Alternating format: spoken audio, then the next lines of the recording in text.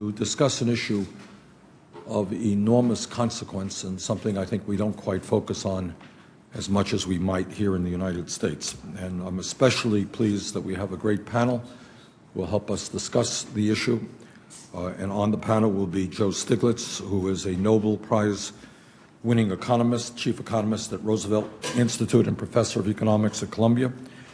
We have Jacob Kirkegaard, who is the senior fellow at the Peterson Institute for International Economics. We have James Galbraith, professor of government at the University of Texas. And we have Stephanie Kelton, who will be the moderator, who is the former chair of the economics department at Kansas City University and is the chief economist for the minority on the budget committee. We think perhaps we have the ambassador here. Okay, and we thank Ambassador Panagopoulos very much for being here, and I'm going to get you up here in a moment. What we are here today to talk about is the very, very important issue regarding the ongoing debt crisis in Greece and the way that people in governments all over the world are struggling with too much debt. We're going to be focusing on Greece, but in truth, this issue goes beyond Greece. And countries that are struggling not only with too much debt, too much inequality, and too little growth and income. Today, as I think all of you know, there is a very, very serious economic situation unfolding in Greece. In many ways, Greece today resembles the United States in the 1930s in the midst of the worst economic downturn in the history of our country. The Greek economy has basically collapsed, and the people of Greece are trapped in a very, very deep depression. I want to begin by expressing my solidarity with the people of Greece, where 5 years of cruel and counterproductive austerity policies demanded by the European Central Bank, the European Commission, and the International Monetary Fund have left the people of Greece facing a full-blown humanitarian crisis. In my view, there is no more obvious example of the failure of austerity policies than what is going on in Greece. For more than 5 years, Greece has cut pensions. Greece has slashed its government workforce. Greece has made deep spending cuts that have eviscerated its social safety net. In other words, despite what we have been led to believe by many in the media, Greece has not gone on a shopping spree. It has not overfunded its government. Rather, it has imposed massive spending cuts that have caused devastating pain to some of its most vulnerable people. It has done this because its creditors, led by Germany, have insisted that austerity is the only way to dig Greece out of its debt. As a result, today, Greece has the highest levels of inequality and the worst unemployment rates in Europe. The official unemployment rate is 26%. 26%. Youth unemployment in Greece today is more than 50%. More than 30% of the people in Greece are living in poverty, and the Greek economy is 25% smaller, has shrunk by 25% over the last 5 years. That is really quite incredible. Instead of solving the problem, austerity, in my view, has made a bad situation much worse. Greece has seen its debt to GDP ratio shoot up from about 120% to about 175% today. And now, to quote unquote fix the problem, the Troika wants Greece to borrow more money and make deeper cuts to wages, pensions, and other social programs. In January, as you all know, the people of Greece stood up and said, enough is enough. They elected a new government known as Syriza that promised to end the harsh austerity policies, that was their campaign pledge, by increasing their minimum wage, by increasing job production, by protecting the most vulnerable against pension cuts, and ensuring that the wealthiest people in Greece started paying their fair share of taxes, a very serious problem in that country. But instead of working with the new government to find a rational path forward, the Troika demanded more austerity than ever. On July 5th, the people of Greece spoke once again in an overwhelming show of solidarity with their government. 61% of the people of Greece said no to more austerity for the poor, for the children, for the sick, and for the elderly. Yet, instead of working with the Greek government on a sensible plan that would allow Greece to improve its economy and pay back its debt, Germany and the Troika continued to push Greece to accept even greater austerity. They want even deeper pension cuts, an increase in the regressive VAT tax from 13% to 23%, automatic budget cuts if the Greek economy underperforms, privatization of state assets, including the electricity grid, deregulation of the transportation, rail, pharmaceutical, and other sectors in the economy, weakening of trade unions. In other words, the people of Greece are being told that their voices, which they cast in 2 elections, really do not matter, that their misery does not matter, that an entire generation of young people who are unemployed or underemployed does not matter, that the sick and the elderly do not matter, that democracy itself does not matter, and that, to my perspective, is unacceptable. I believe that this plan is simply unsustainable. In my view, austerity has failed, and continuing with austerity means the Greek economy will continue to fail its people. Unemployment, poverty, and inequality will increase from already obscene levels. And maybe, just maybe, some people are beginning to wake up to this reality. In a confidential report that was made public earlier this month, officials from the IMF warned that the IMF could not take part in any new bailout for Greece unless the Greek government was offered a substantial debt relief package as part of any new deal. In light of this report, it is time for the Troika to provide the Greek government with the flexibility it needs to create jobs, raise wages, and improve its economy. Without a substantial improvement in its economy, Greece will never escape its debt crisis. And let us not forget a little bit about history. Let us not forget what happened after World War I, when the Allies imposed oppressive austerity on Germany as part of the Versailles Treaty. And I think all of you who know anything about history understand what happened. And that is the German economy collapsed, unemployment skyrocketed, people were pushing their money around in wheelbarrows to buy a loaf of bread, and the result of all of that massive discontent was that Adolf Hitler and the Nazi Party won an election and took power, and you all know the results of that. What many people do not know about Greece today is that the party that finished third in the recent Greek election is called Golden Dawn. This is a party which some people call a neo-Nazi party, but other people believe that it is nothing neo about it. It is a Nazi party which came in third place in the recent election.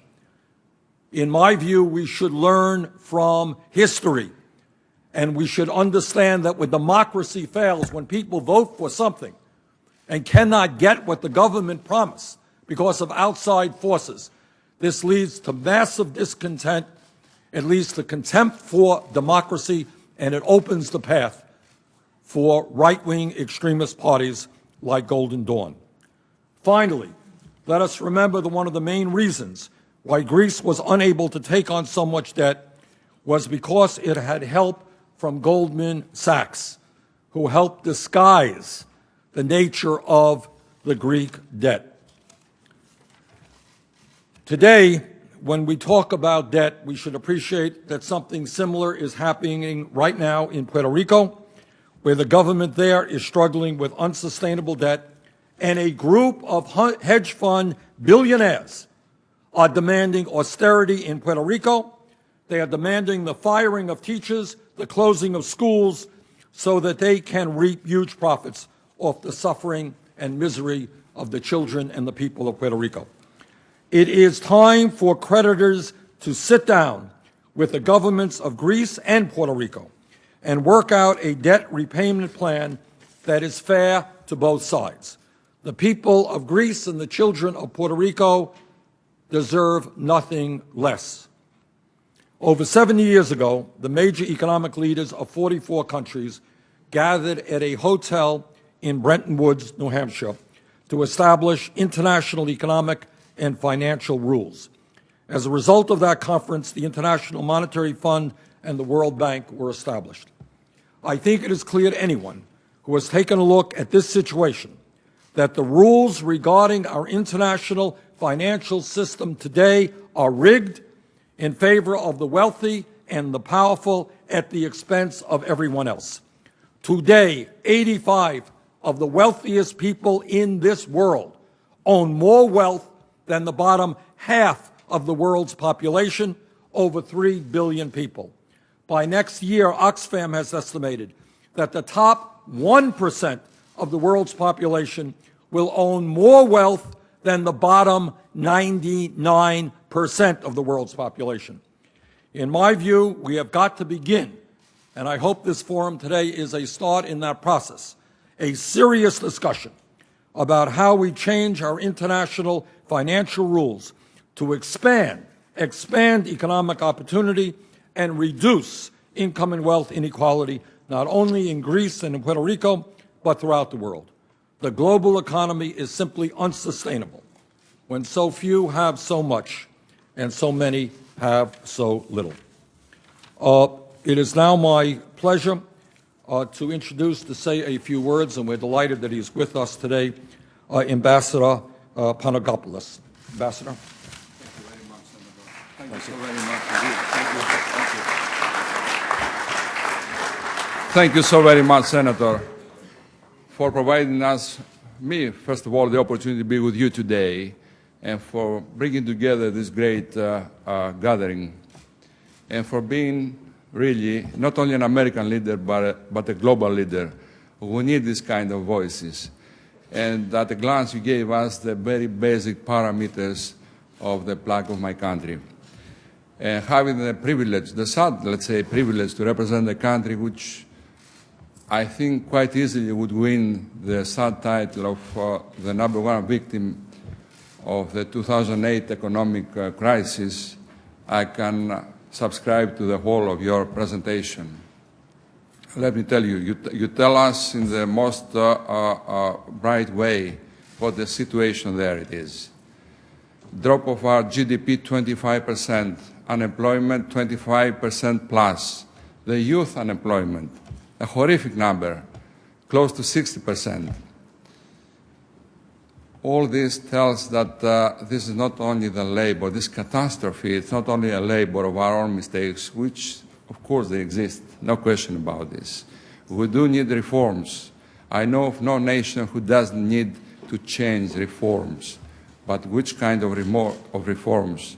You just pose the problem, what the reality, the substance of the problem is there.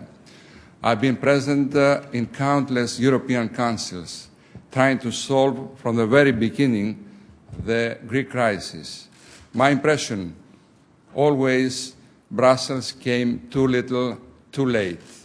I hope this time is not like this. But at the last agreement we had with our creditors, it looks like they bring in, and you describe some of them, some further recessionary dimensions in this program. But let me tell you that we're determined to work as partners, not as enemies, and find a way out. It won't be easy. That's why we look forward to this discussion with world-famous personalities from the academic world, Professor Stiglitz, Professor Galbraith, and others, to give us their expertise and help us with ideas. And Senator, let me tell you that we would like to thank you so very much for your solidarity, your ideas, your intervention. They are most welcome from us. I would like to bring to you personal regards from the Prime Minister and my government also. Let me close with some more bright remarks. First of all, we have the sense back in Greece that we have, and this is not far from reality, we have somehow better understanding and support here, this part of the Atlantic. Why? Probably the answer lies in the fact that you are the only ones who dealt successfully with the Great Depression, and you don't try to bring recipes that they do not work. In other words, you don't take out the oxygen of an economy that it's collapsing.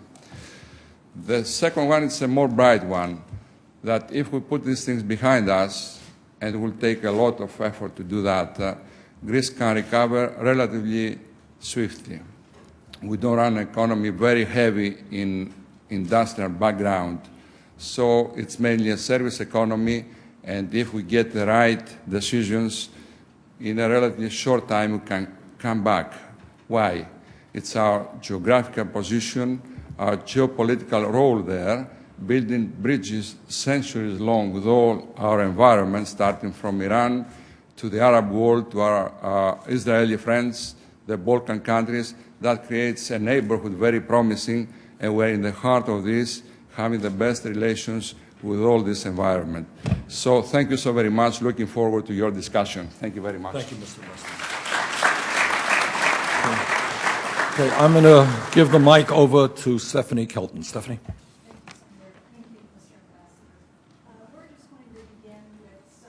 Excuse me. Thanks, boss.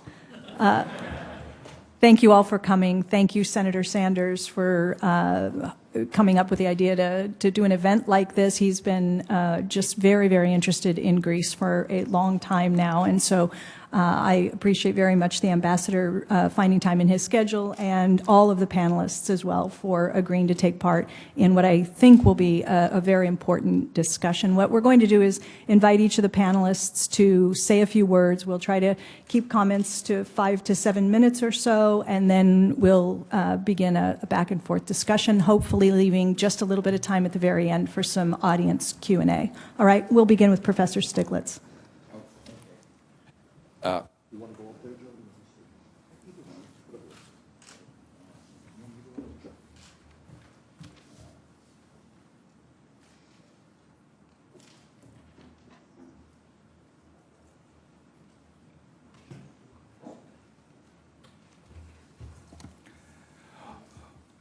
Well, thank you very much for calling this meeting, Senator Sanders. And the issue is a really important one.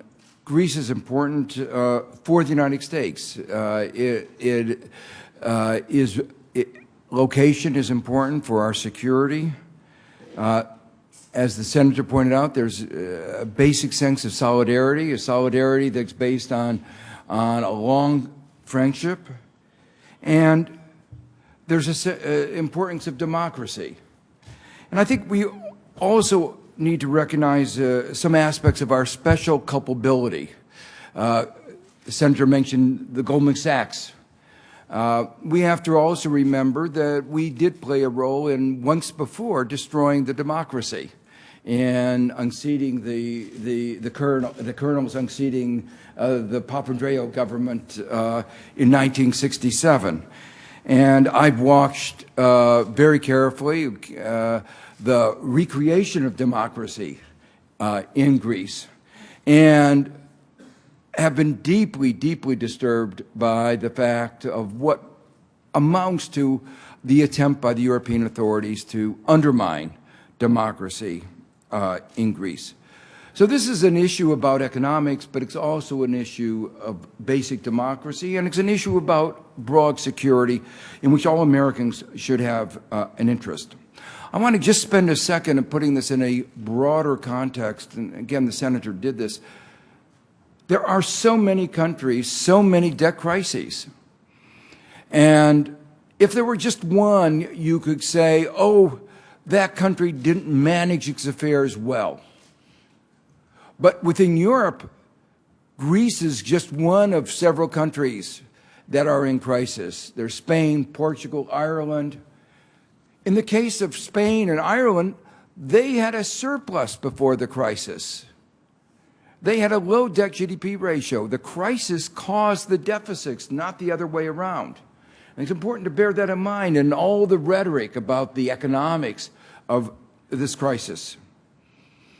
But we also have a crisis, a very similar one here in the United States, the Puerto Rico. And many of the problems in the context of Puerto Rico echo what is happening in Greece. One of the really disturbing aspects of the Puerto Rican crisis is that we don't like to use this word, but Puerto Rico is our colony. And as our colony, we have a special responsibility. But we've constructed things so that it's neither fish nor fowl. It's neither independent, nor do we take on the responsibility of the colonial master. So when I was chief economist of the World Bank and there was the East Asia crisis, one of the things we told every country, you have to have a good bankruptcy law. And yet, when Puerto Rico decided to pass its bankruptcy law, we said, oh no, you're a colony, you can't have your own bankruptcy law. But our Congress refuses to give them a bankruptcy law. And so here they are with this debt beyond their ability to manage and no way out of working this out under a rule of law. Globally, we have the same thing. We have no international rule of law governing sovereign debt restructuring. Argentina and many other countries have suffered as a result, and in some ways Greece is suffering today as a result of that. Last September, the UN began a process, there was an overwhelming vote in the UN to start a process of constructing an international rule of law for sovereign debt restructuring. But unfortunately, the United States has been the major opponent to the creation of an international rule of law. Now, I don't have time here to explain why they take on this peculiar position, given that we say we believe in the rule of law, and yet both in the case of Puerto Rico and the nation, in the context of globally, we have done everything we can to stop the creation. And it has to do with the influence of financial markets. But as an economist, when I see problems like this occurring over and over again, it's very natural to say, well, if it were only one country, you say there's a problem in the country, there's a rotten apple every barrel. But when you see something so systemic, you have to say there's a systemic problem, and we have to study and deal with the systemic problem. Otherwise, we're going to have a problem here and then a problem there. And that's really what this is about. What are the systemic issues? Now, I don't have really time to go through all the aspects of what can we do to prevent it, or the recurrence of another. What I want to do is focus this afternoon on the failure of our response to the crisis as opposed to the creation. What I want to emphasize, it was not excessive profligacies that created the crises in Spain and Ireland and all that. And one has to see the Greek crisis in that broader context. When the crisis struck, Greece's debt to GDP ratio was 110, 120% of GDP. To put it in context, at the end of World War II, we had a debt to GDP ratio of 130%. But we didn't say that was unsustainable. What we said is that if we could grow the economy, debt GDP ratio would go down because GDP would go up. It's just a simple arithmetic. If you can get GDP to go up, then the debt GDP ratio goes down and debt becomes more sustainable. But unbelievably, The Troika, this group of IMF, the ECB, the European Central Bank, and the European Commission, decided the way to attack the problem of excessive debt was to get GDP down. And of course, if you get GDP down, then the debt-GDP ratio goes up. So they went from a situation where initially they had a debt-GDP ratio of 110, 120 to 170. But what the senator didn't point out, in the middle of that, they had a massive debt write-off. So even with the debt write-off, things got worse. And it wasn't because Greece didn't do what it was told. It was because they did do what was told. They did follow the macroeconomic mandates. And those macroeconomic mandates predictably and predicted led to a decline in GDP and a debt unsustainability. It led to the recession, and now we have to be clear. The description of what is going on in Greece is the Great Depression. And Germany and the other members of Troika don't use the word, but it is a Great Depression. And the statistics, you know, if you're a young person, and there's so many young people here, if the unemployment rate is 60%, and it's been that way for 5 years, and is likely to remain that way as long as it can, the eye can see, there's no hope. What's happening, the unemployment rate would be even worse, except for so many of the young people have been leaving the country. But what does that do to the future of the country? The debt stays there, but people move. So the debt unsustainability gets even worse. And this has a lot to do with the structure of the euro. I can't go into all the details, but the fundamental thing is there's a deep flaw in the structure of the Eurozone, but the policies that have been implemented have made things worse, and they caused this deep depression. Now, back in the 19th century, when individuals got excessively into debt, there was a simple solution. You put them into prison. And we had debtor prisons. Now, you ask the simple question, do people in prison generate the income to repay the debt? Well, the answer is a rhetorical question, in case you didn't know. That you don't make money when you're in prison. But that is what the Troika has been doing effectively to Greece. Or to give another example, in the 19th century and even into the 20th century, when countries couldn't repay the debt, what happened? We sent in armies. When Venezuela couldn't pay its debt at the beginning of the 20th century, we sent in, Europe sent in warships. And interestingly, Argentina came to the defense of Venezuela and says, whenever you lend to a sovereign, sovereign immunity pertains. You cannot destroy sovereign immunity. It's sacrosanct. And they came, and the guy, interesting, the name of the foreign minister of Argentina at the time was Draghi. It's a different Draghi than the European Central Bank. But he came to the defense of Venezuela. Today, what we've been doing in Greece is not sending in armed troops. What we'll be doing is just as forceful. It is the Troika saying that if you don't do what we say, life is over. Now, let me talk a little bit about the other conditions. The most invidious conditions are the macro conditions, and under the new program, things are going to get worse. The depression is going to get deeper. The primary surplus is going to go from 1.5% to 3.5%.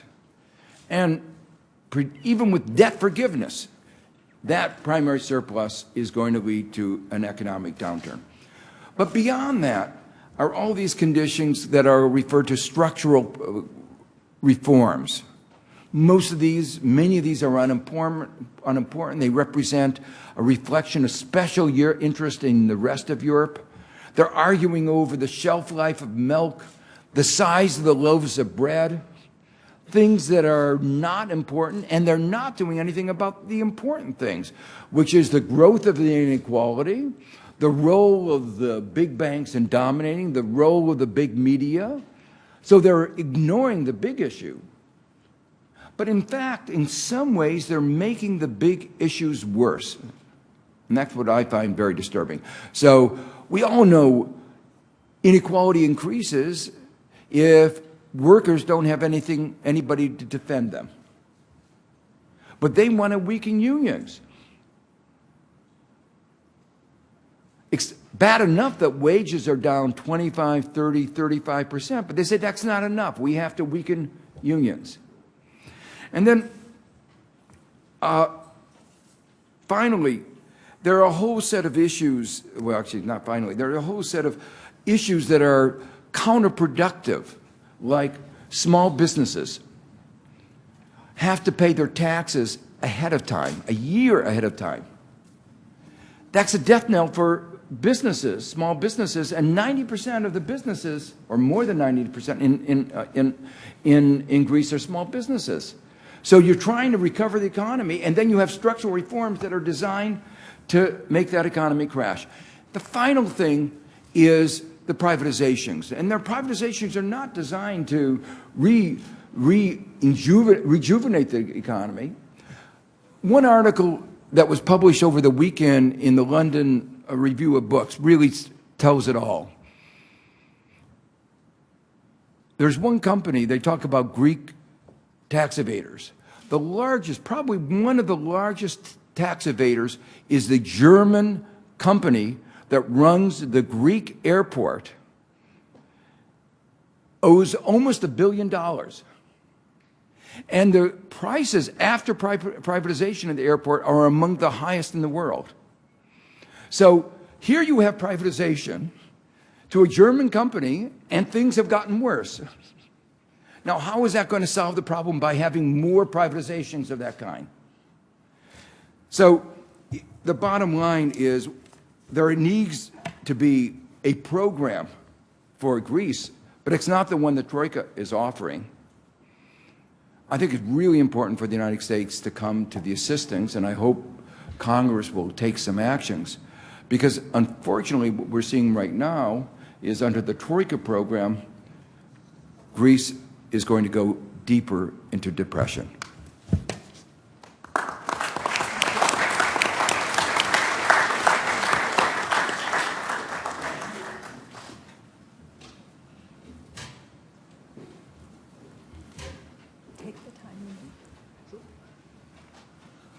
Well, thank you very much. I'm start by thanking Stephanie and Senator Sanders for inviting me. And I should also say that I was invited, I believe, to provide a diversity of views. And based on what we've heard so far, I don't think that would be too difficult. But I'm actually happy to say that the first diversity of view that I will say is that I'm actually quite optimistic with regards to the Greek economy. Because I believe that if Prime Minister Tsipras continues on his new path, the one he found in the last couple of weeks, I believe it is entirely possible that the Greek economy will grow 3% next year. Why is that? It's because I believe that if he sticks with his commitments, he will achieve significant debt relief in the first quarter of 2016.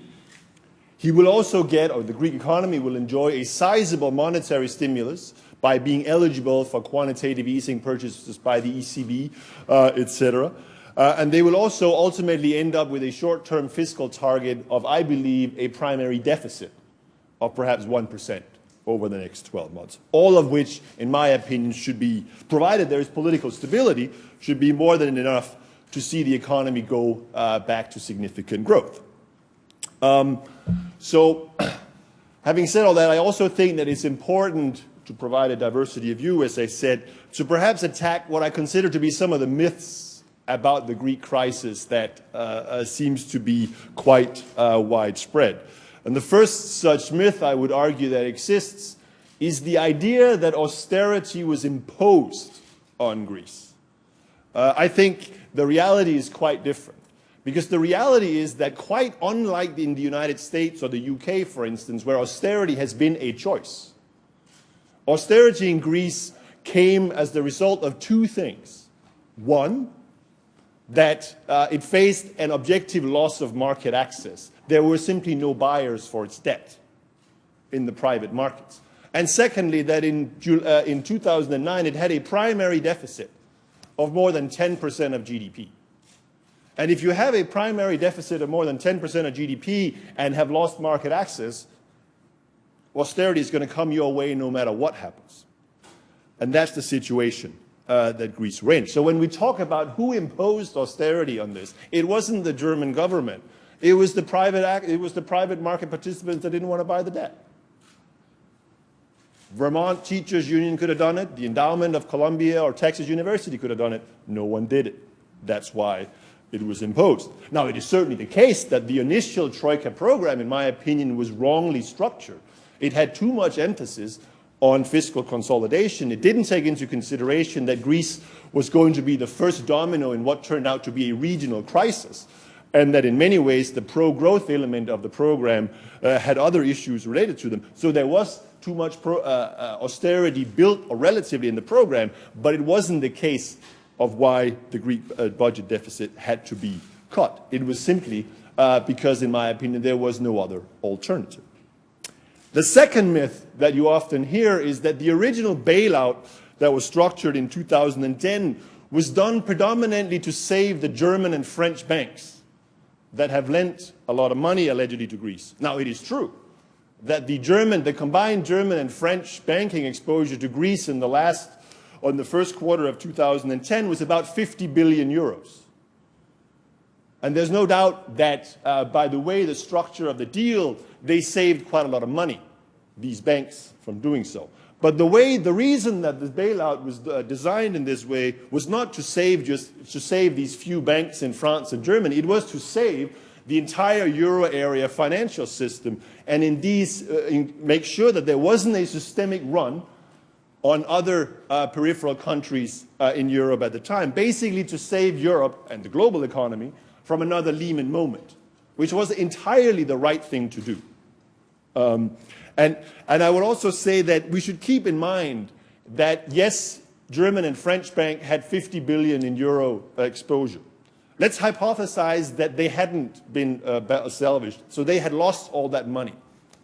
That would have accounted for about 6 to 7% of the base capital in the French and German banking system. 6 to 7%. You know, significant loss, but not probably catastrophic either. Now, we should also keep in mind that they weren't the only banks that were saved by this bailout in 2010. Because the reality is that the exposure of the Greek banking system to Greek sovereign debt in the first quarter of 2010 was 40 billion euros as well, which surprisingly accounted for about 100% of Greek banking sector capital at the time. So if you had not had the bailout, you would have wiped out the entire capital of the Greek banking system, and you would probably have had no other choice than to bail in depositors at the time to recapitalize it. That would have been the true counterfactual to the way the bailout was done. The third significant myth, I would argue, about Greece is that the demand by the Troika for in the long run, and as I said, I believe for the next 12 months we'll probably have a primary deficit for Greece for about 1%, which I think is appropriate. But the idea that it is completely unrealistic and unfeasible to have long-term fiscal primary surplus targets of 3% or above, I actually think is not true. Because if you look at the fiscal history of advanced economies from 1950 onwards, and you look at the number of times in which countries actually managed to run these kinds of surpluses, you will see that about a quarter of all years in such a time or such a data set, you will have primary surpluses of more than 3%. So this is entirely feasible and in fact not, therefore, completely insane to ask for in the case of Greece, because you do want primary deficits when you have a situation where there are, high debts and a big differential between interest and growth, which would certainly be the case in Greece.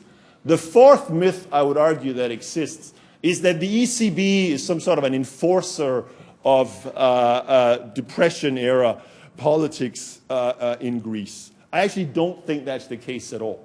The reality is that the ECB is the central bank for all of Europe, and as being that, for all of the euro area, they are also Greece's by far biggest creditor, which have lent Greece in various forms, either through bond purchases or liquidity provision, about 130 billion euros, which is 70% or so of GDP. But what it has also done, of course, is that, yes, it has been instrumental in shutting down the Greek banking system. But that is an entirely predictable outcome when you have a sovereign government that decides to draw question marks about the solvency of itself, and therefore whether or not the collateral that its banking system relies on is ultimately solvent or not. You cannot ask any independent or any central bank in the world at all to actually lend against collateral that isn't sound. The ECB didn't do it, and one should not be surprised that it didn't do it. And therefore, many of the policies that the current government in Greece engaged in earlier in this year should have had entirely predictable outcomes, which in fact seems to have been the case, now that we know that there was in fact a plan to potentially try to introduce another currency in Greece in the instance that the ECB did as it did. But as I said, that is a natural follow-through of what I would call normal, prudent central bank policies. The last final myth I would argue is that basically I would contend that you cannot get to a situation where Grexit makes any sense for a country like Greece. And I think here it's quite important to recognize that there is in fact no valid historical comparisons to which to draw such inferences, because the reality is we sometimes hear that, well, we have Argentina, or we have, the collapse of the Soviet Union, new currencies, the breakup of Czechoslovakia, or the former Yugoslavia. But the reality is that in none of those cases are the situation that Greece is in, because it is not the case in Greece that it's sort of breaking a currency board like what was the case in Argentina. It's not the case in Greece that it is the dissolution of a currency union like in Czechoslovakia, etc. The case that Greece would be in would basically be to reverse full currency substitution or reverse sort of full dollarization and try to introduce a new currency while the existing anchor currency, the euro in this case, was still in place. And I don't believe there is a single example in financial history that has actually been implemented. You take either in the euro area or the dollar. Even in Ecuador, haven't tried to roll back full dollarization, or Panama, or El Salvador, or other countries. Then there's actually, in my opinion, therefore, no historical record to suggest that it would be successful in Greece. But I certainly look forward to, at some point, reading the reports that were prepared for the former finance minister. And I think we should be clear that Greece is a country that exports relatively little. It has a fairly undiversified economy. So while it imports a great many things of importance, food, energy, medical supplies, etc., which suggests that the idea, in my opinion, that you could achieve a real exchange rate depreciation in Greece is doubtful. And in fact, you would certainly only be able to do so if you had very high levels of nominal inflation, with fairly catastrophic social effects onto that. And therefore, I basically don't think you could do it. And if you could do it in Greece, I think I will end it with the final question, which is, why not do it also with Puerto Rico? If it makes sense to do it in Greece, why doesn't it make any sense to do it in Puerto Rico? Let Puerto Rico drop out of the dollar and introduce its new currency. That would seem a perfectly consistent advice with advocating Grexit. Thank you. Thank you.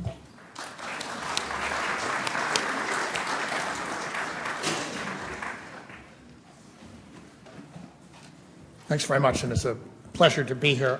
My engagement with the Greek question goes back now quite a few years, and it has a lot to do with the personal and professional association that I've had with the former finance minister, my good friend, Yanis Varoufakis. But I want to begin here, especially to thank, in the very most profound terms, Senator Sanders, who, when this crisis became, acute in the wake of the election in January, he stepped up and he expressed his solidarity. He expressed it in a statesmanlike manner, in a manner which I know the ambassador has already said, but I can tell you that my friends in Greece took note and were deeply, deeply appreciative. Now, Greece is a small and a fairly distant country, and apart from a shared heritage and a cultural legacy, it's reasonable to ask why the United States should be engaged with it. And we've already heard a number of answers. There is a strategic argument, as the ambassador made. Greece is what I call a near frontline state in an important neighborhood on the margins of an unstable but nevertheless promising region. It has a role to play in that part of the world, and it is an important, longstanding NATO ally of the United States. So that's the first reason.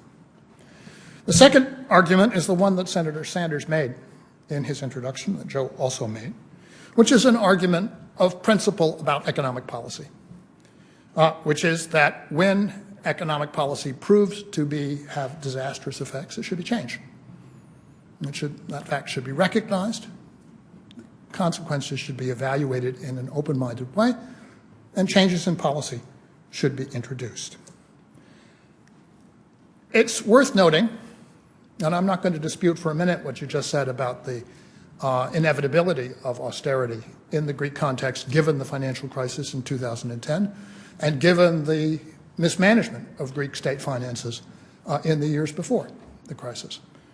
But when the policies were imposed at that time, there was a projection that they would produce a decline in Greek GDP of 5%, with a recovery coming within a year or two, so that things would be back to normal by 2012. That was on the basis of the policies that were implemented. And the actual decline in GDP was 25% over a few years, with no recovery to speak of. The notion that things were recovering in 2014 was an artifact of the fact that prices were falling more rapidly than nominal GDP. Right? So you were in a debt deflation, which was making the burden of private debts in Greece go up and the burden of the public debt go up. The stress of that situation, 5 years, it's not 25% just of GDP annually, it's 5 years of lost GDP on every social institution, every piece of infrastructure that makes the economy function, the healthcare system, the education system, the physical infrastructure, the maintenance of buildings and roads and so forth, has been enormous. The stress has been enormous, and the loss of top-level personnel to immigration, as well as of promising young people to immigration, is also a long-term consequence of this. So one has to ask, when you go back and reimpose the same policies, which I don't believe anybody in authority in the Eurozone thinks is appropriate for Greece. I think Wolfgang Schäuble, in fact, I know that Wolfgang Schäuble knows that they're not appropriate for Greece. That's not the reason he's imposing them. You have to ask, what is the likelihood of success? Our estimate is that for every extra point on the primary surplus, you lose a point of GDP. So that we're likely to see continued declines if those targets are in fact met. If we're lucky and you're right, the targets won't be met. And that's the basis for some possible improvement in conditions in the next year or so. But we have to remember that the policy that's been imposed will impose automatic cuts in spending if the revenue targets are not met. And that is going to possibly create a continuing and deepening spiral, which will affect the stability of loans in the banking system. There's still, I think, a larger reason why we should be concerned with the Greek question, and that has to do with the future of Europe. Europe is a very large place. It's a partner on which we rely to function as a major economic and political success and pole of stability in the world. And as an economic entity, Europe is in trouble, thanks to an unstable architecture, destabilized in part by the great success of industry in one part of Europe, in the north of Europe, and especially in Germany, by deep internal imbalances, surpluses in one area offset by large deficits everywhere else, and by a lack of stabilizing mechanisms of the kind that we have enjoyed in this country since the New Deal and the Great Society. And that imbalance and bad architecture works to impoverish and alienate a large part of the European population. And economic failure is reinforced or enforced by democratic failure. One of the features of the deal, or the diktat that was imposed on Greece earlier this month, is a requirement, for example, that the government may not even submit for public comment legislation that has not previously been approved by the creditors. That is a theft, if you like, of popular sovereignty, and in my view, a violation of a core principle of the treaties of the European Union, which is that the Union is based on representative democracy. The fracture, let me just make one more point about the saving of the banks in 2010. I don't disagree that it was necessary, but I think it was done here under false premises. Why was the Greek debt extended? You made the point, I think accurately, that you do not make a new loan on bad collateral, but that sin was already committed in 2010 when the IMF, against the advice of staff and of certain executive directors, extended a loan to Greece 32 times its quota, the largest in history, for the purposes that you just mentioned. It would have been much better at that time to recognize that the Greek debt should be written off and to bail out the banks directly as a problem within the North European context. So anyway, the fracture that has happened could have come in other countries, but it happened in Greece for two reasons. For one reason is that the conditions were especially severe. Greece adjusted more and suffered more than any other European crisis country by a factor of about 3. And the second was a kind of happenstance, which is that a new political party arose in Greece that had an especially clear voice and platform, that presented a concrete alternative, that made an argument to the Greek people, which they found persuasive, and which they rewarded with a victory in the elections in January. And so the Greek government, the new Greek government, was in a position to try something, which was a 5-month effort, which I was very proud to have a very small supporting role in, to attempt to negotiate change in Europe, attempt to win a change in European policy that would occur within the euro. And it has been, as the ambassador I think will confirm, the consistent policy of this government to stay within the euro and the eurozone and to attempt to do so under viable conditions. It didn't succeed. That's not their fault. The fact was they were negotiating against a phalanx of partners, so-called partners, institutions and governments that for many different reasons were not prepared to concede anything at all, not on the debt, not on the conditions, not on the terms. They also did not succeed in defending the core political principles and economic common sense of the government's program with respect to pensions, for example, particularly of very low-income people, with respect to the basic rights, internationally recognized labor rights, with respect to the sensible management of state assets. All of these things were, in fact, overridden under the basic threat at the beginning of the month that if they didn't concede, the banks would be closed and would not reopen. The depositors would lose their money, which is the working capital of the Greek business sector, and that would bring on an economic collapse. So I think, as I say, I think the effort was an honorable one. The fact that it did not succeed does not mean that the problems will now go away.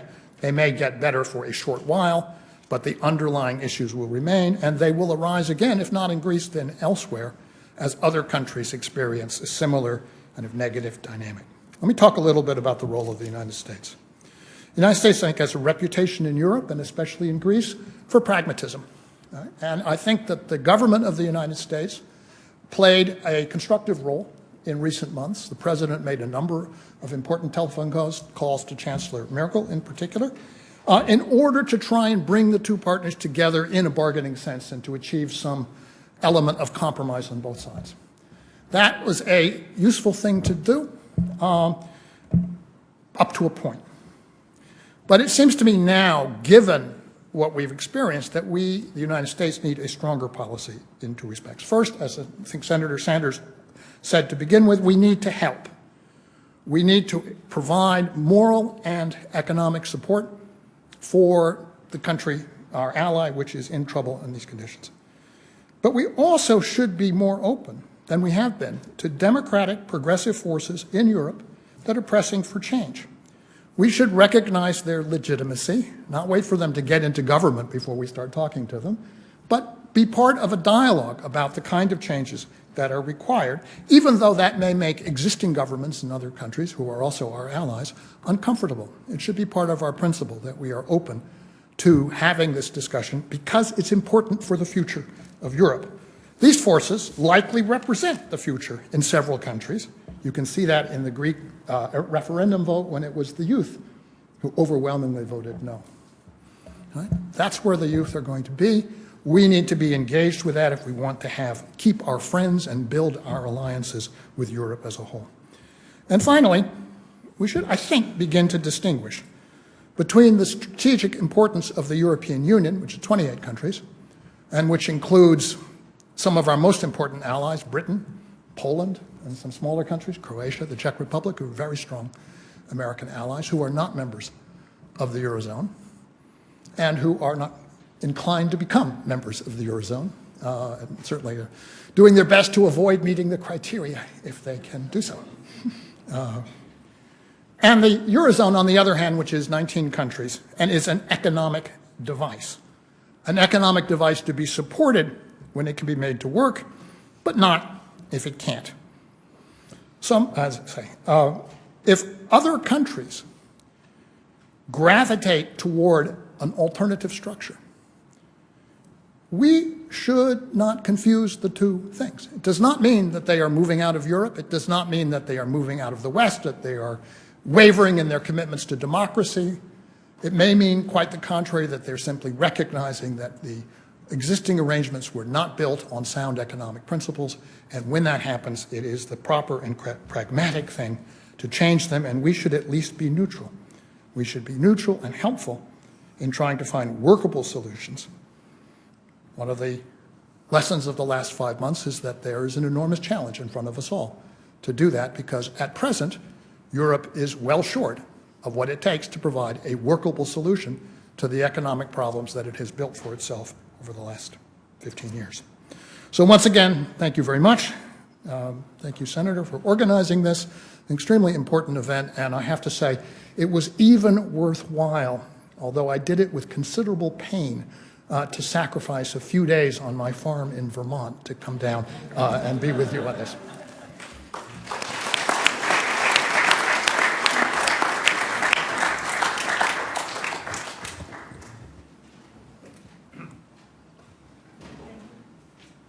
Thank you all.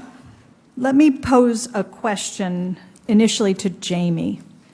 Jamie, Yanis Varoufakis, the former Greek finance minister, said that it was impossible to discuss the economic rationale for austerity with his European counterparts.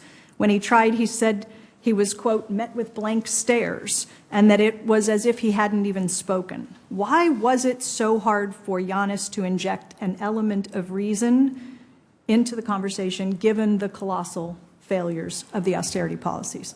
Oh, that's straightforward. He was dealing with finance ministers.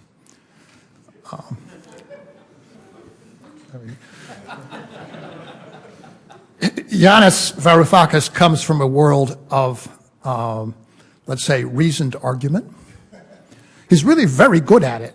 You can read his blog. There are millions of words going back 5 years, 6 years, 7 years that describe exactly, and in very acute terms. That's why I was drawn to him to begin with. I think he's one of the most significant forces in this debate that in the world at the moment. And of course, his colleagues or counterparts in the Euro group, which is the quasi-formal entity that coordinates the activity of the finance ministries of the Eurozone, are political figures, or, well, they're basically political figures, who have, I think in many cases, there are at least a few cases, highly intelligent. That's certainly true of the German finance minister, Wolfgang Schäuble. But they are not interested in argument of the kind that Yanis brought to bear, and they're not interested particularly in the economic conditions in Greece. They're interested in the political fortunes of their own governments, of which they tend to be the more conservative elements. That's what finance ministers get to be. And they're interested in being on the right side of the power centers in Europe, which are the government of Germany and, of course, the European Central Bank. So it's not surprising that he was 1 against 18. But then if you made it a criterion that of merit that you have to be with the majority on these matters, then everybody from Andrei Sakharov to Jesus Christ would be in trouble. Can I just add? One? Good. I guess add one little thing. It is a little bit more surprising because the IMF, Olivier Blanchard, in their World Economic Outlook, did point out that austerity has these adverse effects.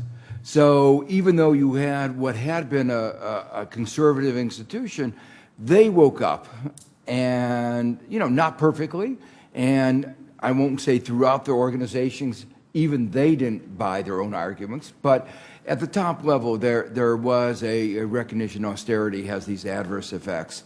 And so to me, it was a little bit surprising that they ignored evidence to the extent that they did.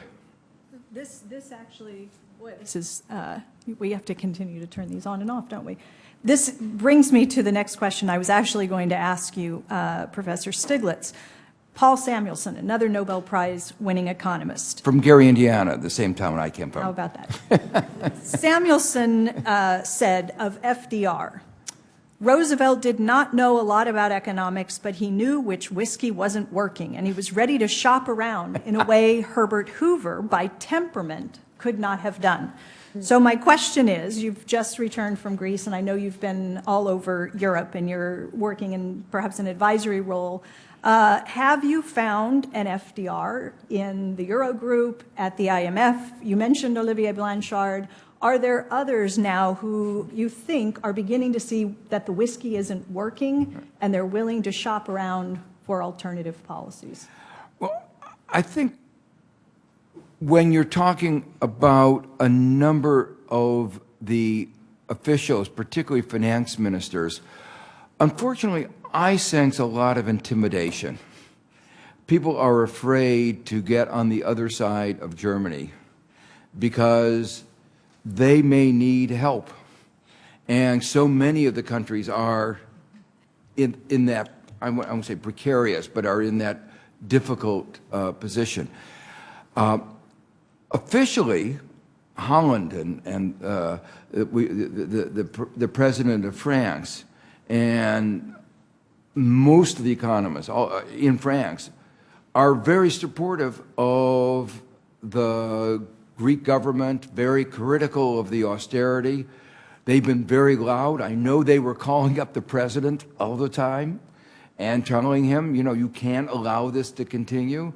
And that's where his heart was. But in the end, in that negotiating room, I think, who knows what was going on in his mind, but he wasn't able to be strong enough to counter the pressure from Germany. Are you wanting to jump in? Yeah.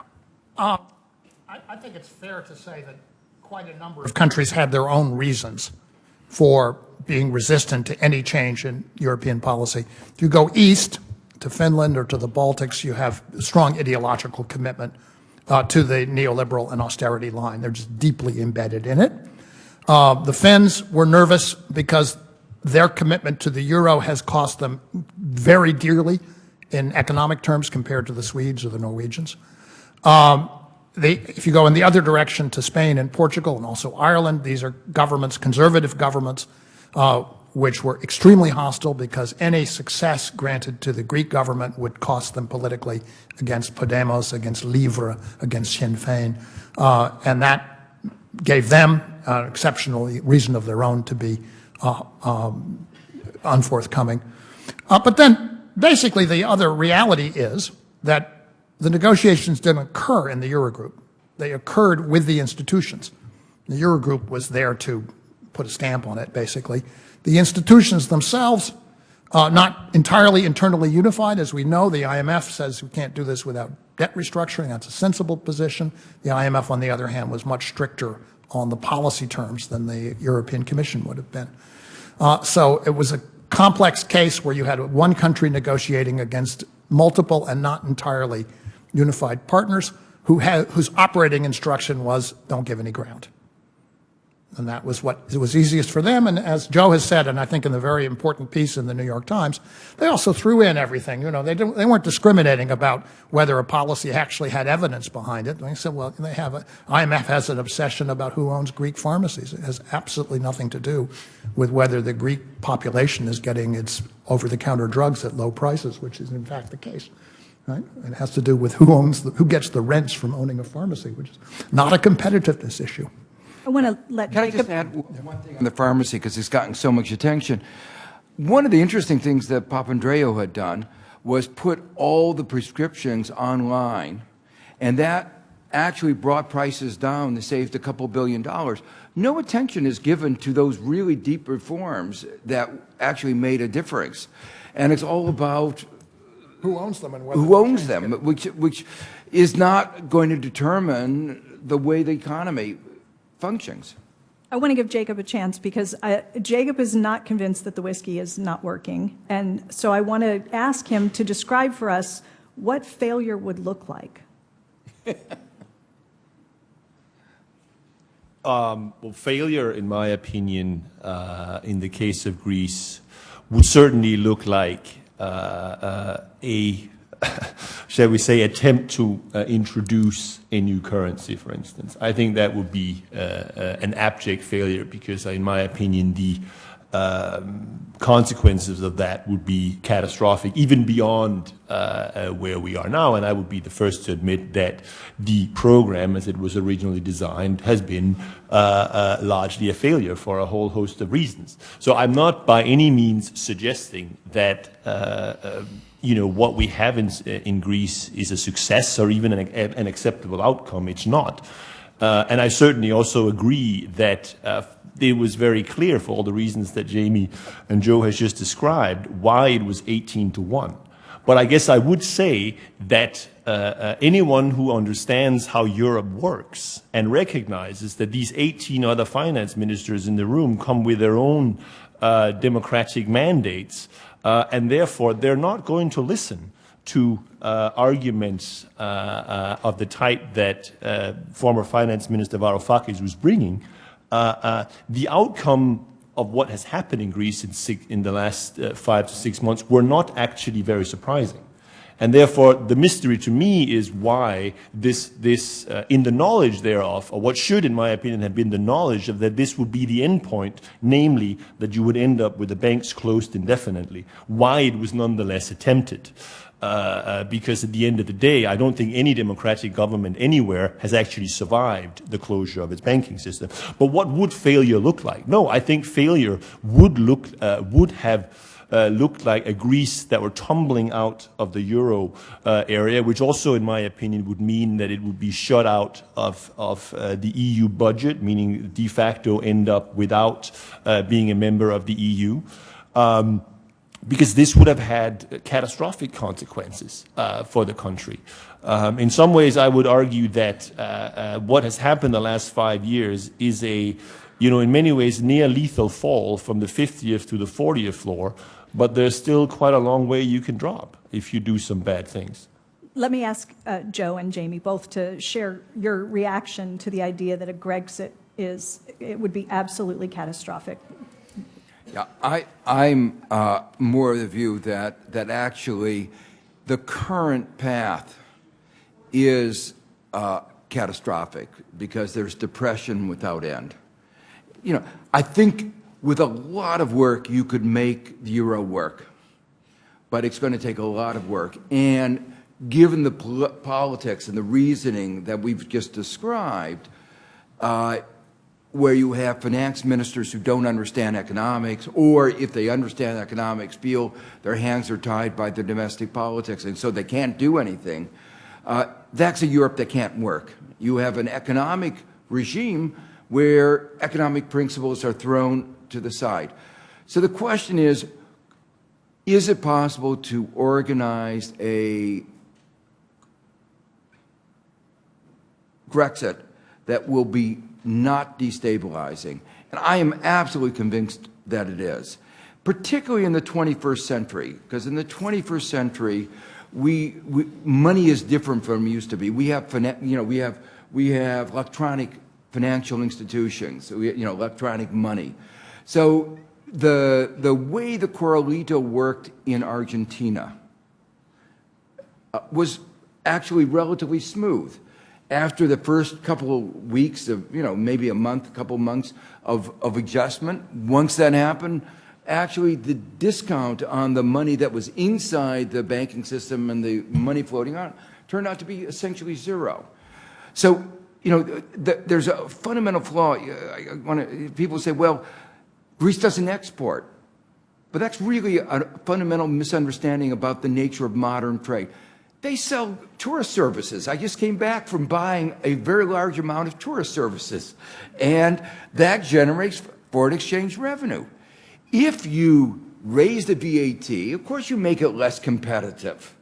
If you force the banks, the small businesses, which most of them are, to pay their VAT, to pay their income tax a year ahead of time, of course that's going to destroy the economy. But what I'm saying, what one can do is a change in the de facto exchange rate. You can stay in the euro and have this money inside the banking system as well as money outside the banking system. You could actually make this work. Before the last episode of the crisis, actually Greece had a current account surplus. So that it will take a little while to restore that current account surplus. But I feel very convinced that you can make a very smooth transition out.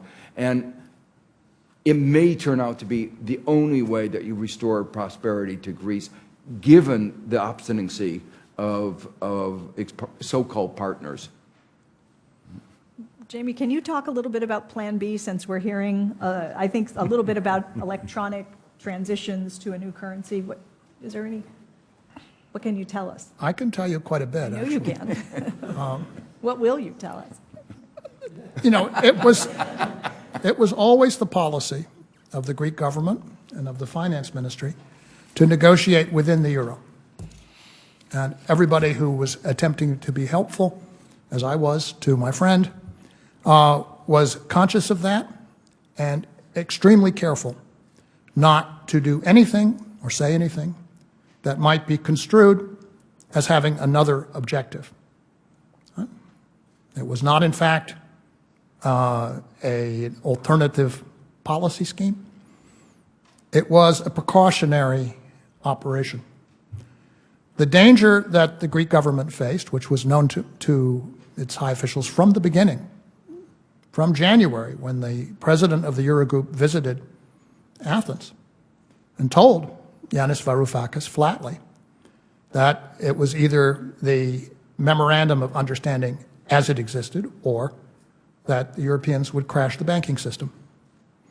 That was not a threat that was taken idly, and we were very conscious that the European Central Bank, having first withdrawn the waiver that permitted Greek banks to refinance themselves directly on February 4th, held in its hands the tool, namely emergency liquidity assistance, that could bring the Greek banking system to its knees, which it did eventually by capping it at the time of the referendum. But it could have also revoked it, which would have had very serious consequences. So it was only prudent to task a small group, very discreetly, to think about what kind of challenges would have to be faced if that situation arose. That's what we were doing. What were the methods? The methods were any method any academic is going to use in these circumstances. We read the open literature. We looked at the experience of U.S. municipalities issuing IOUs, scrip in the 1930s. We looked at the experience of the state of California in 2002. We looked at the implementation of capital controls in Cyprus. We looked at the experience in Latin America in particular, the Argentine crisis in 2002. We looked at a wide range of things. We looked at the European treaties. We came to the view that an exit would not necessarily mean this was basically legal advice, not necessarily mean exit from the European Union. That would be a decision that would be taken by the European Union. And probably if they chose to keep Greece in, they could. They could simply re-establish the kind of derogation that Britain and Sweden already enjoy. Would it have been, let me say it to Jacob, that nothing you said about the perils of this was any news to us. Our job was to outline what the problems were, and we outlined quite a lot of them. This was not something that was going to be taken lightly, and it was something for which there would have to be a level of preparation which was impossible because it would have not been, you couldn't do it without essentially creating a self-fulfilling prophecy. So it was at most a preliminary effort for a circumstance that we very much wished to avoid, and that in fact was avoided. What are the basic economics? I think that there are basically two things. You have transition costs. And in the transition costs, you have to work very carefully to ensure that the society functions and that people who are vulnerable are not hurt, or hurt as little as possible. And you have vulnerable people. You have people who rely on ATMs to get their pensions. What happens if you don't have cash to put in the ATMs? That's a question you have to think about, what your alternatives are. Once you're through the transition, I think the evidence is you would get, as Joe said, a fairly rapid rebound because you would have the advantage of the depreciation, which would be substantial in some sectors like tourism. And you would have control over your own policy and you wouldn't be subject to the memorandum anymore. So you could pursue what you thought was most appropriate for Greece, the government could, on its own lights. But, ideally it would have been better and would still be better to achieve a compromise that's workable within the Eurozone and that has everybody's support. So that's, I think, the government has taken its choices. I think the government chose according to its best lights under the very difficult conditions that it faced. And I have nothing but respect for every side inside that government, which strikes me as a group of people who are worthy of respect, which is why I'm very proud to be associated with them. Thanks, Jamie. Let me ask a question that is related to something that you often hear in the halls, these halls here. And that question is Greece a canary in the coal mine for the United States? You often hear people make the argument that here in the U.S. we need to begin making deep cuts to programs like Social Security and Medicare and other forms of social safety net programs to avoid ending up like Greece. And so my question is, what do you say to people who make those arguments? Can the U.S. end up in a Greek-style debt crisis? You want to start at the end and go right down? No. I mean, I think the probability of that happening is essentially zero. And I think the narrative going in that direction is entirely misguided. We can talk for a very long time about why Greece ended up in the situation that it did. But I think on any conceivable parameter, the United States is a very, very different entity. So I think it's a completely misguided characterization. Yeah, I agree. Let me just make a couple explanations of why it's so different. First, we borrow in dollars and we print dollars. We control the exchange rate. We control the creation of dollars, the Federal Reserve. One of the major mistakes, things that was not grasped when they created the euro, is that they created a problem that's analogous to what we saw in all the emerging markets and developing countries. Countries were borrowing in dollars, and they didn't control the currency they were borrowing.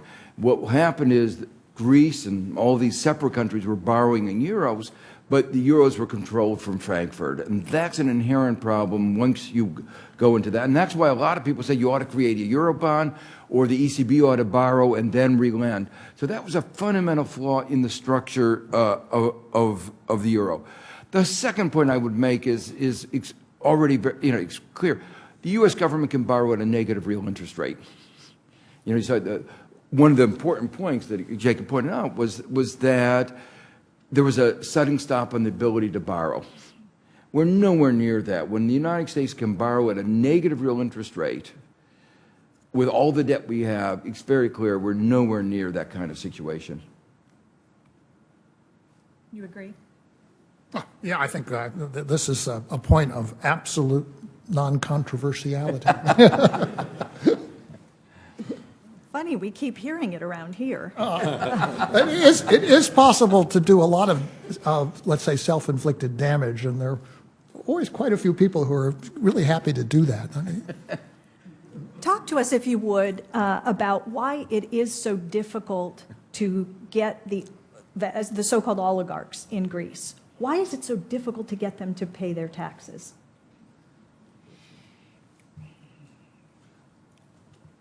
Well, I mean, I guess probably the most notorious example of this is in the shipping industry, which is constitutionally exempt from any kind of taxation, more or less.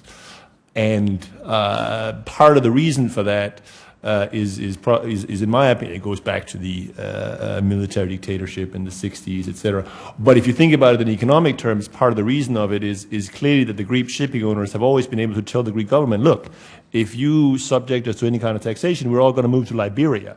So it's a very mobile factor, if you like. And that makes it quite difficult, not impossible, I would argue. I mean, there's actually, if you look at the major shipping nations of the world, they actually all, most of them are advanced economies. They have managed to do so. But why is it so difficult? I think the other reason is that many of them have great media interests, and therefore they're politically difficult to attack. Which is not sort of a Silvio Berlusconi type situation like we know from Italy. It can be very difficult to address it there. But I will also say that, in my opinion, this was one of the great hopes I actually had for the new government when it came in, because it was not part of the two old established parties that have essentially sort of divvied up the Greek economy over the last 30 to 40 years. It actually had an opportunity to attack many of these, but it didn't. And I think this was obviously very unfortunate. Can I just add a Yeah. couple points that maybe? You know, the first point is absolutely right.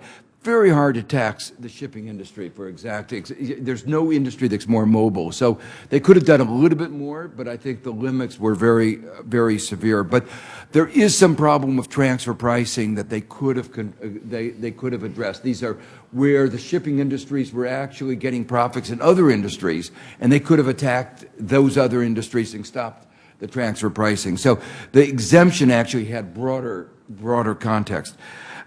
The second point is again, a point that was raised. The previous government, the Samaras government, was the oligarchic government. So how could you expect them to support the taxation of the oligarchs? So to me, that was not a surprise that in terms of the previous. The third point is that Papandreou, which is the one before that, actually did try to stop some of the links between media and the banks and and actually make some success. But then some of that was reversed, and one of my disappointments was that the IMF, the Troika, never said anything as these efforts to tame the oligarchs and to tame the connected lending, as that was brought back in, they were totally silent, and they should have been very loud, particularly with this media, because that is one of the mechanisms by which the oligarchy gets preserved. The final point I want to emphasize is one of the reasons that tax collection more generally, not the oligarchs, but tax collection in general is difficult, is it's a country of small businesses. And before the United States went onto credit cards and electronic, it was very hard to tax small businesses. So it is a real challenge, and not that it can't be solved, but we ought to recognize that in a cash economy, very difficult. Final point, that it is should have been taxing more property, large property, but there's no property register. And one of the things that the IMF should have been working with them to create that kind of register. Okay, well, three quick points. First of all, the government is moving against tax evaders and against the oligarchs. This is a legal process. It doesn't happen all at once, but there are steps being taken. It is the case that this government is not in the pocket of the oligarchs, and it is in its political and economic interest to take steps which it is taking. A second point has to do with the enforcement problem in Europe when you're dealing with people who have taken their money outside the country and have it squirreled away in Switzerland or some other tax haven, perhaps Luxembourg. The basic fact of the matter is that you can get cooperation from the tax authorities in such places if you are the United States of America. And if you are the Hellenic Republic, it's not so easy. There's a question of the political willingness of these governments to cooperate with an external tax authority. And of course, the Internal Revenue Service has, let's say, influence that smaller countries just don't have. That's a problem. Can I just... Third point. Third point, I'll yield back. The third point is that as a matter of policy, at the end of June, the Greek government brought to Brussels, having yielded on the question of austerity per se, they sought to achieve the goals, the targets, with something that they called redistributive austerity, which would have basically worked by raising some income tax rates and raising rates on relatively large business profits. And the partners, the creditors, said, no, you can't do that. They blocked it on the grounds that it was anti-growth. So you have an ideological predisposition that a tax on corporate profits is anti-growth, whereas a cut in low-income pensions is pro-growth, and that, or a rise in value-added taxes on the tourist industry is pro-growth. There is no evidence for this proposition. It's purely a question of ideology and compliance with the previous memorandum, and perhaps also a political element of conservative forces seeking to basically thwart progressive alternative policies. And that was another problem. That was perhaps the reason why Prime Minister Tsipras felt impelled at that point to call for the referendum. This is basically saying you can't do anything that we don't tell you exactly what and how to do it.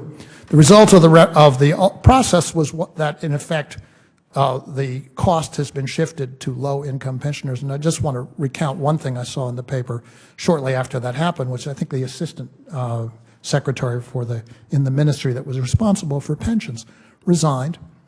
And his statement said, look, I just can't sign off on a pension of €87 a month to a handicapped person. €87 a month. That, I think, speaks to the values of the people who are in the government. It also speaks to the realities of what's being imposed on the ground in Greece. Just a minor point. Second point that Jamie made, which is one of the demands, one of the points in the negotiations is that the Greek government wanted to have a withholding tax on cross-border capital flows. And which was to say that when money was going out of the country, you ought to tax it, because once it's out of there, you'll never get it. And they demanded that they eliminate the withholding tax on cross-border flow. So their view was it's okay for foreigners to escape taxation, but not Greeks. Let me ask if the audience has just one question. We started a couple of minutes late, and I did say that we would try to take a question, but just one.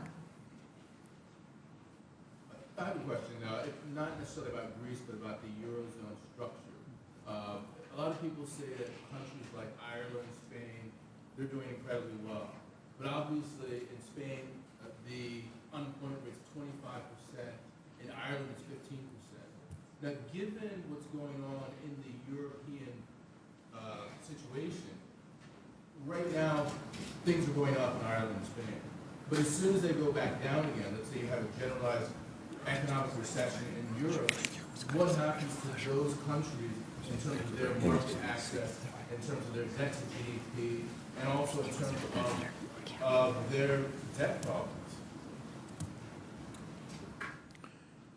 Well, I mean, I could take a stab at that. I mean, it's very clear that a number of European countries have come out of this crisis, and like the United States, with much higher levels of public debt, and quite likely, in the case of a number of them, also lower levels of potential growth, which means that they have a long-term sustainability problem.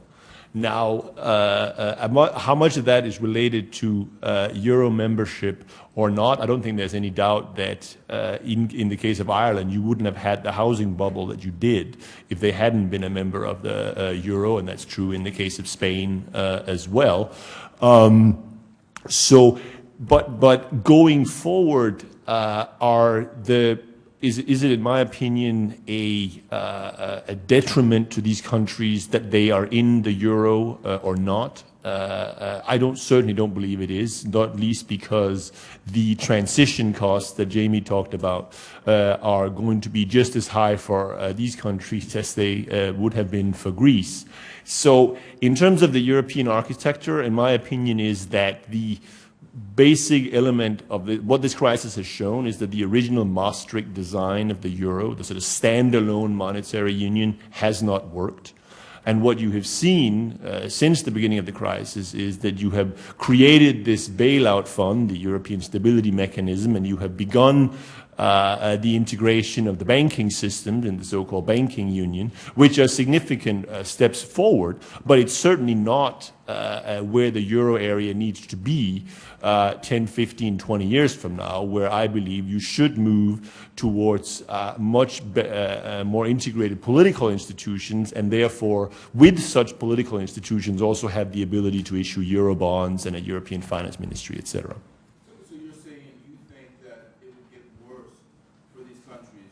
The 15 and 25% unemployment would actually go higher. Oh no, not at all. I mean, look, I think Ireland will grow 5% this year. I think Spain will achieve 3 to 3.5. We can then debate whether that's going to continue. But no, I absolutely do not believe that it's going to get any worse in these countries. On the contrary, I think they will do quite well. I think that, well, let's just to take Ireland as an example. One commentator whose views I follow on this argues that the Irish economy has benefited from being on the cusp of a property boom, a bubble in the UK. Should that come to an end, the relatively cheery picture that is presently being drawn in Ireland will also come to an end. And so then we may well see some of the same questions that were raised in the Greek setting coming up in the Irish setting. And some of the political alternatives that have actually happened in Greece may also begin to happen in Ireland as well. My own view is that given its current policy commitments, ideological commitments, policy commitments, and given the failure to reform its structure, the Eurozone is probably not going to endure indefinitely. The Greek effort was, I think, a really strong test of whether you could get reasonable variations. One way of putting it is that what Greece needed was, if the Eurozone is a hospital, Greece needed to be in the intensive care unit where it would get oxygen, where it would get IV fluids, where it would get antibiotics, monitoring, and so forth. And that IC unit doesn't exist in the Eurozone. Everybody gets the same treatment, and when they don't recover, they get lectured for backsliding. This is not a successful model, and it won't be tolerated indefinitely by the political forces in Europe. Yeah. Now, let's just one more question just quickly on the question of transition costs. So it strikes me that we were very conscious of the transition costs, and the Greek government, which didn't really get their information from us, was far even more conscious of the dangers and the risks of exiting. But one of the consequences of the discussion that's now already occurred is that those transition costs will be examined very carefully. And when it comes up the next time, it's quite possible that they will be much lower, because The conditions under which this crisis may occur may be ones under which there is some agreement to do things cooperatively and to reduce the transition costs. And if that happens, then the whole, I think, framework for the future of the currency becomes much more flexible. And I guess my view is that's a good thing. That you probably ought to move to something that has a fixed but adjustable framework at some point, and it would be great to do that in a way which was constructive, cooperative, and as easy as possible, rather than one which is result of a really challenging confrontation. And I agree that, I don't doubt the judgment of the Greek government in terms of the choices it made. It was a very, very tough situation that they faced. Yeah, and just let me add, I agree basically with what Jamie said, and a lot what Jacob said. Let me just make 2 points. One is, you used the word very success, that Ireland and Spain, and I don't view a country where the youth unemployment is 50% as a marked success. It's a peculiar view, and it's sort of like, again, to use another analogy, somebody jumps off of a 50-story building and they hit the ground and they're splattered, and everybody says, oh, he stopped falling. Well, yes, he did stop falling, but he's not exactly healthy. And that's actually relevant in the following sense. Greece, Spain, all these other countries, people have been leaving. The young people have been leaving. So their potential growth is going to be much lower. So the damage, the technical term that economists use is hysteresis. What has happened in the last 5 years has done a great deal of damage and won't be repaired. And then you look at, just going back to normal economics of 5%, 7% unemployment, we're talking, in the case of Spain, if things continue at the current rate, maybe 10 years, maybe 15 years,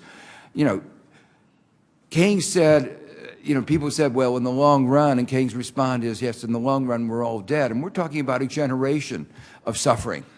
So to me, I don't view that as a success unless Europe moves more rapidly and addresses some of the fundamental issues of real convergence, like industrial policies, reforming a central bank who's in the past focused just on inflation and not on unemployment, inequality, financial stability, or all the other things that it ought to be focused. Unless they really go to the structure of the Eurozone, I think the likelihood of this union of currencies not likely to survive. And more important, I think the EU project is really important.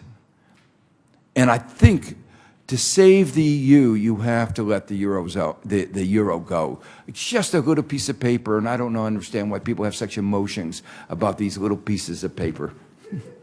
Okay, on that note, I'm going to thank all of you. I would like to thank Senator Sanders. I know he's not with us, but for convening this group. Thank you to the Roosevelt Institute for sponsoring the event. Thank you to all of the panelists. Really, really terrific. Thank you so much for coming out, and thank all of you as well.